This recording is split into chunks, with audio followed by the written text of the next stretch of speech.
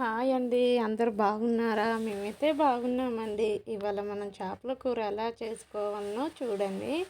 శుభ్రంగా కడుక్కొని చేపలని కొంచెం నిమ్మరసం పిండుకోవాలండి. నిమ్మరసం పిండుకోవటం వల్ల మనం చేప ముక్కలు నీసువాసన రావండి. అలాగే కొంచెం అల్లం పేస్ట్ కూడా కలుపుకోవాలి. మంచిగా ముక్కలకు కలిసేటట్టుగా కలుపుకోవాలి. అలాగే కొద్దిగా సాల్ట్ కూడా వేసుకోవాలి. సాల్ట్ అనేది ముక్కలు చెదరకోకుండా బాగుంటుంది. చేప ముక్కలకు కలిపితే అన్ని ముక్కలకు పట్టేటట్టుగా మనం సాల్ట్ కూడా కలుపుకోవాలి. ఇలా అన్ని ముక్కలకు పట్టేటట్టుగా కలుపుకున్న తర్వాత కారం కూడా మనం చేపల కూర కాబట్టి కొద్దిగా ఎక్కువనే వేసుకోవాలి. కారం కూడా ముక్కలకు మంచిగా పట్టేటట్టుగా కలుపుకోవాలి. ముక్కలకు పట్టిన తర్వాత కొంచెం ఒక స్పూన్ అంతా ఆయిల్ కూడా వేసుకోవాలి.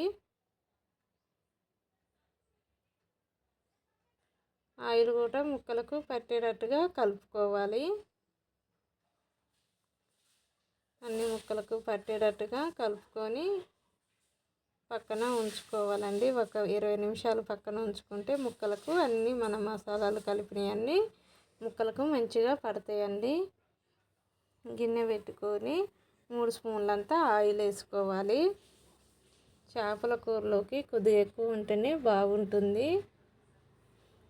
కొంచెం జీలకర్ర వేసుకోవాలి. 2 పచ్చిమిర్చి వేసుకోవాలి. ఉల్లిగడ్డలు కట్ చేసుకొని వేసుకున్నాము. కొంచెం సాల్ట్ వేసుకోవాలి మగ్గటానికి.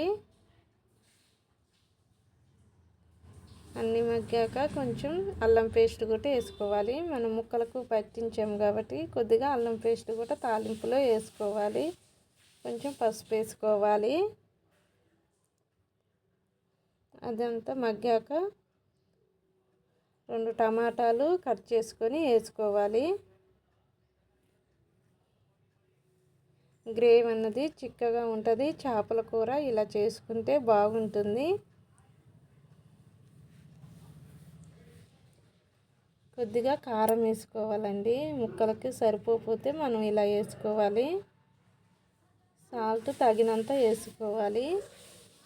కారం చూసి వేసుకోవాలి. అది కూడా కొద్దిగా మగ్గాలి.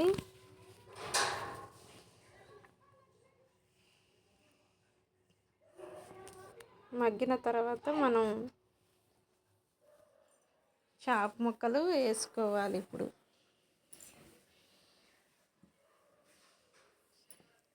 ఇలా అన్నీ వేసుకోవాలి. ఇలా చేసుకుంటే బాగుంటుందండి చేపల కూర. మీరు కూడా చేసుకోండి. ఎలా వచ్చిందో నాకు కామెంట్లో పెట్టండి.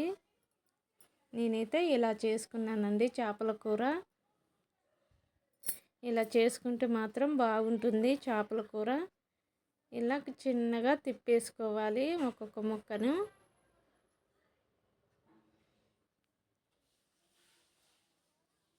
ఇలా చిన్నగా తిప్పేసుకుంటే ముక్క చెదరకోకుండా ఉంటుంది.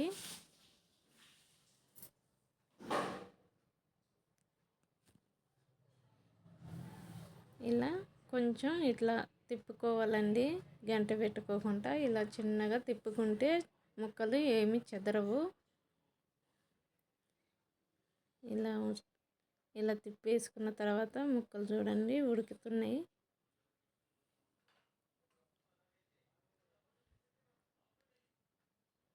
చిన్నగా తిప్పుకోవాలి.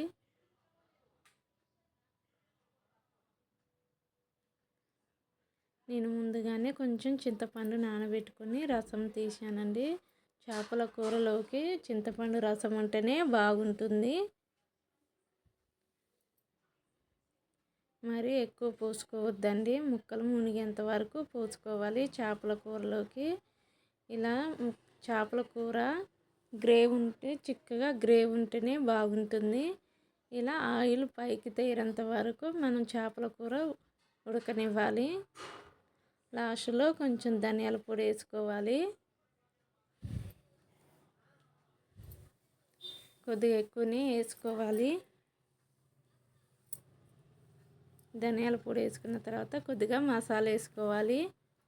కొత్తగా ఎవరైనా చూస్తుంటే లైక్, షేర్, సబ్స్క్రైబ్ చేసుకోవాలి. ఇలా మధ్యలో గంట పెట్టుకొని కలుపుకోవాలి. ఇలా లాస్ట్లో కొద్దిగా కొత్తిమీర వేసుకోవాలి. నచ్చితే ఒక లైక్ చేయండి. ఇలా చేసుకుంటే బాగుంటుంది.